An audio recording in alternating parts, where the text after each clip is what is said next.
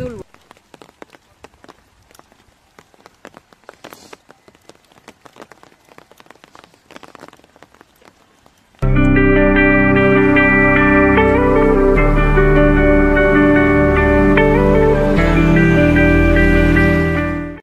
Hello everyone, আমি Asmita. Welcome to Asmi's blog.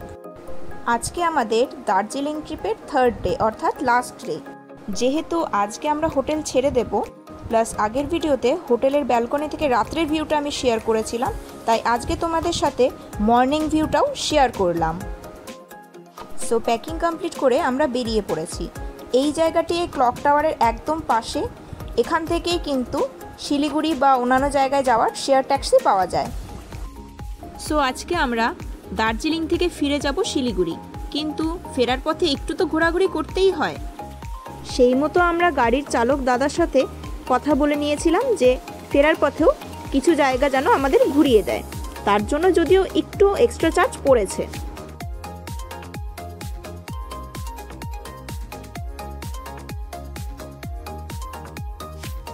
দার্জিলিংয়ে একজন ফেমাস ব্যক্তির বাড়িও কিন্তু রয়েছে, দাঁড়াও দেখাচ্ছি।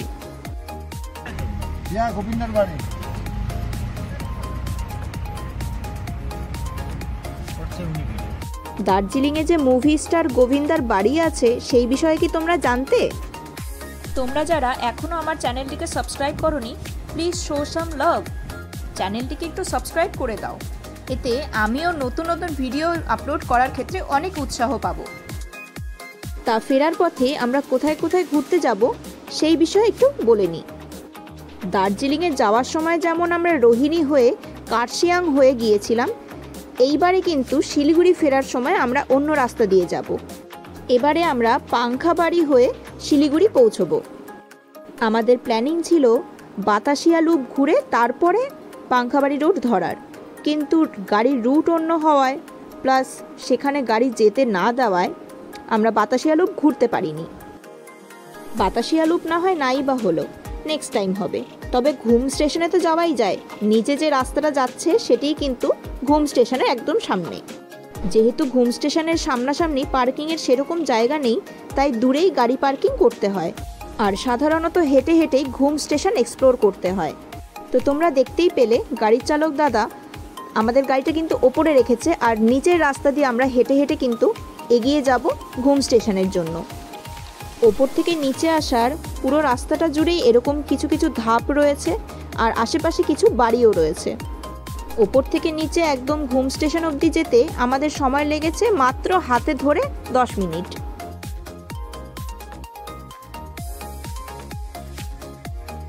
টয় ট্রেনের লাইন ধরে হেঁটে হেঁটে এগিয়ে যেতে বেশ ভালোই লাগছিল। পাশে দেখতে পাচ্ছ অলরেডি কিন্তু লাইন পড়ে গেছে গাড়ির। ঠান্ডা ঠান্ডা মেঘলা মেঘলা ওয়েদারে হেঁটে বেড়াতে কিন্তু বেশ ভালো লাগছিল। লাল রঙের যে বিল্ডিংটা দেখা যাচ্ছে ওটাই ঘুম স্টেশন। বাঁ দিকের রাস্তাটা এগিয়ে যাচ্ছে মিরিকের দিকে, আর ডান দিকে যে রাস্তাটা সোজা এগিয়ে যাচ্ছে সেটাই যাচ্ছে দার্জিলিং মল রোডের দিকে।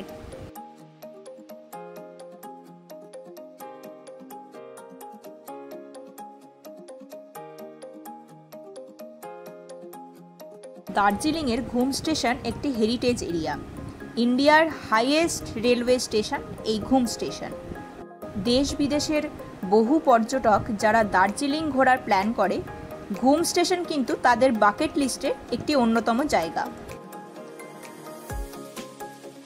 যেহেতু এটি একটি হেরিটেজ এরিয়া, এখানে একটা রেল সংক্রান্ত মিউজিয়ামও রয়েছে, এই যে ঘুম মিউজিয়াম, যার entry fees per person 20 rupees, আর টাইমিং রয়েছে সকাল 10টা থেকে 1টা, দুপুর 2টো থেকে 4টে। যেহেতু আমরা এই মিউজিয়ামের নর্মাল এরিয়াটাই ঘুরছিলাম, তাই আমাদেরকে আর কিন্তু কোনো এন্ট্রি ফিস দিতে হয়নি।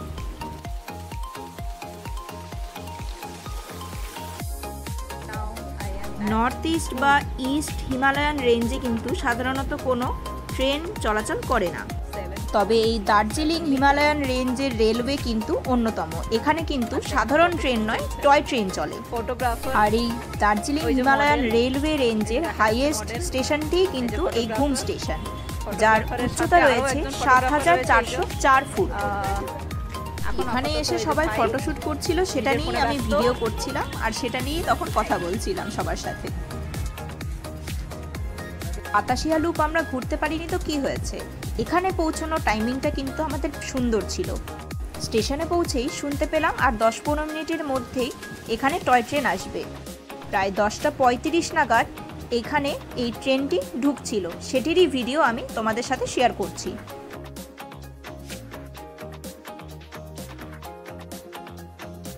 এই টয় ট্রেনটি ডিজেল চালিত। আমি আগের ভিডিওতে বলেছিলাম স্টিম ইঞ্জিনটা তুলনামূলক এখন কম রয়েছে, বেশিরভাগই এখন ডিজেল চালিত টয় ট্রেনটাই চলে। এর টিকিট ফেয়ার মোস্ট প্রবাবলি 1600 থেকে 1800-র মধ্যে, আমি শিওর না, তবে তোমরা একবার আইআরসিটিসির ওয়েবসাইটে গিয়ে চেক করে নিতে পারো।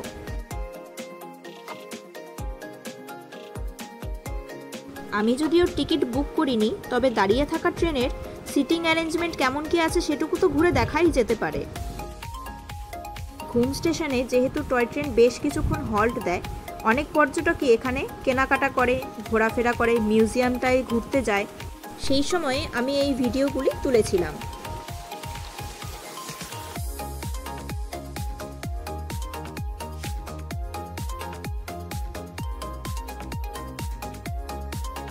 স্টেশনের ওপরেই বিক্রি হচ্ছিল কর্নচাট, তাই সবার জন্য এক কাপ করে নিয়েছিলাম। পার কাপ দাম পড়েছিল 60 টাকা করে। মূলত সেদ্ধ করা ভুট্টাগুলো কিন্তু বিভিন্ন রকমের ফ্লেভারের এখানে ছিল।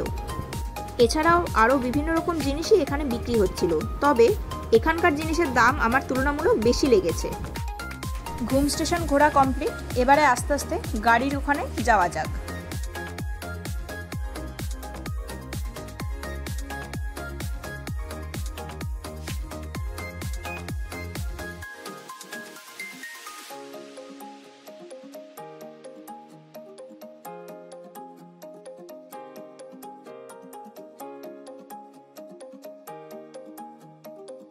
পাহাড়ের ঝোপঝাড়ে ফুটে ওঠা নাম না জানা এই ফুলগুলি কতই না সুন্দর, তাই না? ওই যে নিচের ওই জায়গাটা থেকেই কিন্তু আমরা ওপরে উঠে আসলাম, যেখানে আমাদের গাড়ি পার্ক করা রয়েছে। পাহাড়ের গা ঘেঁষে এই যে মেঘগুলি উড়ে বেড়াচ্ছে, কত সুন্দর লাগছে, তাই না?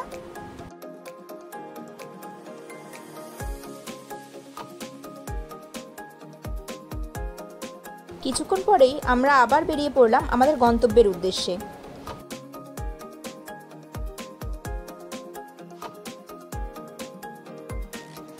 আশেপাশের পাইন ফরেস্টের ভিউ এনজয় করতে বেশ ভালো লাগছিল। সোনাডা ঢোকার আগে কিছুক্ষণের জন্য আমরা রেস্ট নিয়ে নিলাম।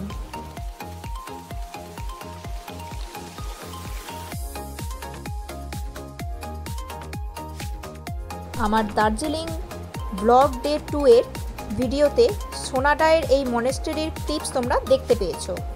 যারা যারা আমার এই নর্থ বেঙ্গল জার্নির ব্লগ ডে 1 আর ব্লগ ডে 2 এর ভিডিও এখনও দেখোনি, তারা ঝটপট আগের ভিডিওগুলি দেখে নিও। এটি হলো সোনাডা স্টেশন, যার উচ্চতা 7200 ফিট। গোর্খাল্যান্ডের দাবিতে এই সোনাডা স্টেশন কিন্তু জ্বালিয়ে দেওয়া হয়েছিল, আর এখানে বেশ ভয়ঙ্কর অশান্ত পরিবেশ সৃষ্টি হয়েছিল। যাই হোক, সেগুলো সব পুরনো বিষয়। আমরা পাহাড়ের সৌন্দর্য উপভোগ করতে করতে আমাদের গন্তব্যের দিকে এগিয়ে যাই।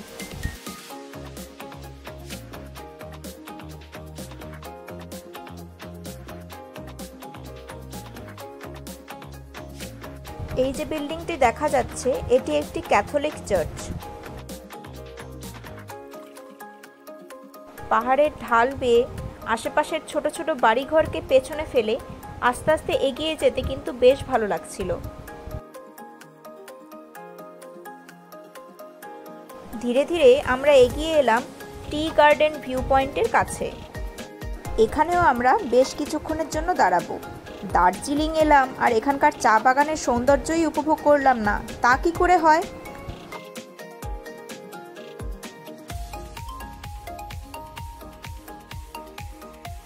পাহাড়ের ঢাল বেয়ে বেড়ে ওঠা চা গাছের সবুজ আস্তরণ ঘেরা পাহাড়ি শহর কি সুন্দর লাগছিল দেখতে।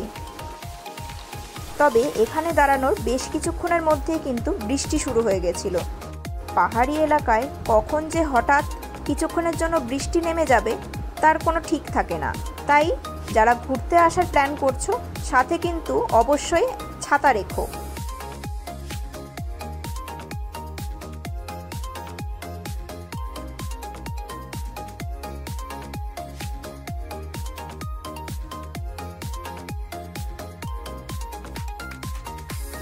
বৃষ্টির পরে এই পাহাড়ি শহরকে দেখতে যেন আরো সুন্দর লাগছে, তাই না?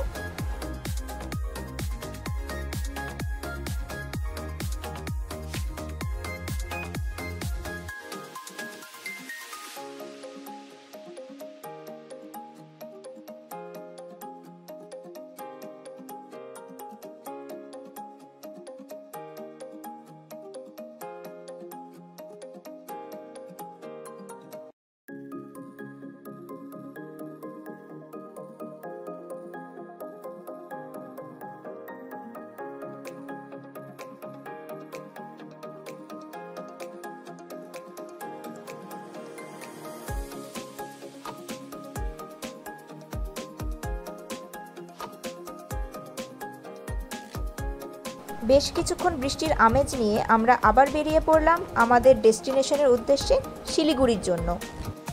ওহো, বারবার শিলিগুড়ি উল্লেখ করছি ঠিকই, শিলিগুড়িতে আমার ছোট মামার বাড়ি, শিলিগুড়ির শালুগোড়া অঞ্চলে। সেখানেই আমরা আজকে ফিরছি।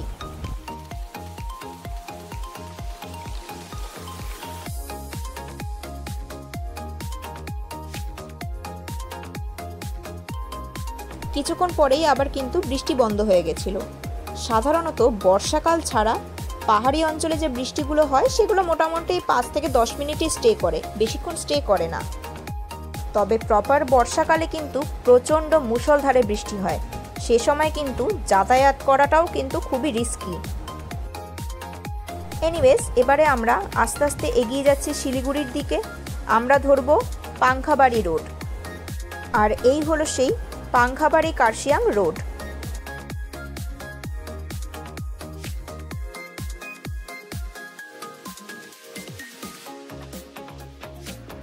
গাড়িতে বসে ফুরফুরে হাওয়ার সাথে পাহাড়ের এই ভিউ এনজয় করার মজাই আলাদা।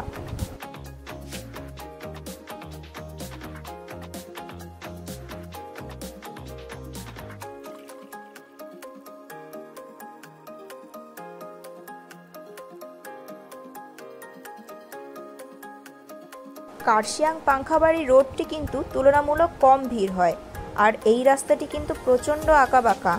তাই যাদের মোশন সিকনেসের বিষয় আছে বা পাহাড়ি অঞ্চলে উঠলে ভমিটিং হয়, তাদের ক্ষেত্রে কিন্তু প্রিকশন অবলম্বন করা খুবই জরুরি। ভিডিওতে তোমরা দেখতে পাচ্ছ রাস্তাটি কতটা এঁকে বেঁকে এগিয়েছে।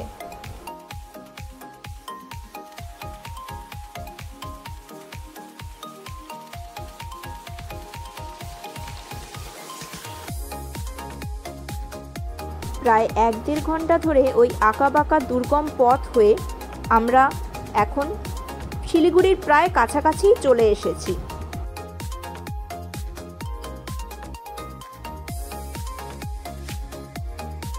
ওই দেখো দূরে চার শ্রমিকরা চা বাগান থেকে চা পাতা তুলছে।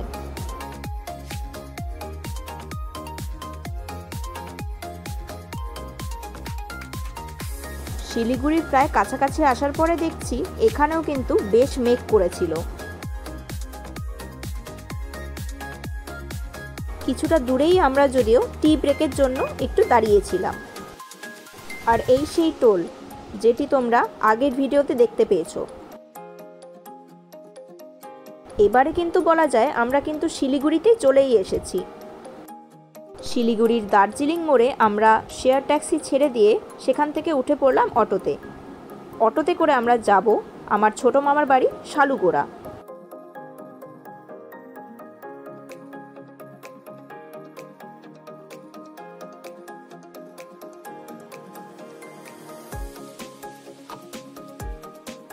মামার বাড়ির এই সদস্যের সাথে তোমাদের পরিচয় করিয়ে দিই।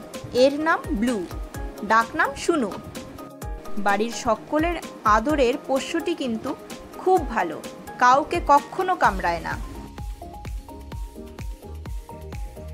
মামা সন্ধেবেলায় আমাদের জন্য মোমো এনে দিয়েছিল। এই যে গ্রিন চাটনিটা দেখতে পাচ্ছ, কি ঝাল যে ছিল বাপরে। মামার বাড়ির ব্যালকনিতে বসে বসে সবাই মিলে আড্ডা মারছিলাম। আজকের ভিডিওটি এখানেই শেষ করছি, দেখা হচ্ছে আবার পরের ভিডিওতে। দাঁড়াও, আমাদের ঘোরা এখনো কমপ্লিট হয়নি। ব্লগ ডে 4 and 5ও আসবে, কিন্তু আজকের মতো টাটা।